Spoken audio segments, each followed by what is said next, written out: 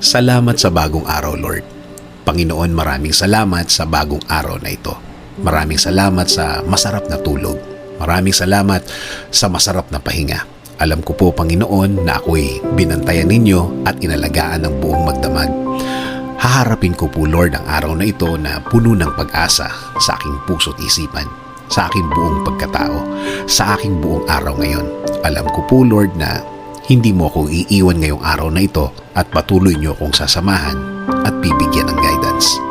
Maraming salamat dahil ginising mo ako ngayong umagang ito at alam kong ang araw na ito ay magiging blessed dahil andyan ka, Lord. Punuin niyo po, Lord, ng kasiyahan o joy ang aking puso. Ipaalala niyo po sa akin kung gaano ako ka-blessed sa araw na ito. Lagyan niyo lagi ng dahilan ang aking kasiyahan at mga dahilan kung bakit magiging thankful po ako. Kapag pumasok na po ang problema sa aking araw ngayon, i-remind niyo po ako ng inyong pagmamahal, ng inyong presensya, ng inyong kabaitan, ng inyong pag-aalaga, na kayo po ay laging andyan para ako'y alalayan. Kapag ako ay nanghihina, ipaalala niyo po sa akin na lagi po kayong andyan para ako'y tulungan, para ako'y alalayan, para ako'y alisin sa isang problemadong sitwasyon. Lord, kapag naalala ko ang aking problema, please remind me that you got me, that everything will be okay and fine. Please remind me also of my purpose.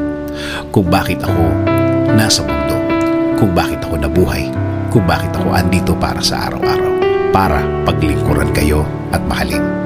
Kasama na ang mga nagmamahal sa akin at nagpapahalaga na kayo pa din ang dapat masunod sa aming buhay. Naniniwala kami sa inyong plano na lahat-lahat na gusto niyong gawin sa amin ay makakabuti sa amin, na ang lahat ng plano ninyo ay makakabuti sa aking kinabukasan at kinabukasan ng aking pamilya. Lord, patuloy niyo pong pasukin ang aking buhay. Isinusuko ko na po sa inyo ang aking araw-araw, ang aking mga gagawin at aking mga plano. Patuloy niyo kaming bigyan ng guidance sa araw na ito at sa mga susunod. Alam ko po, Lord, na ang araw na ito ay mas mabuti, mas maganda, mas produktibo kesa kahapon. Dahil ang lahat ay magbabago kapag kasama ka namin, Lord. In Jesus' name we pray. Amen.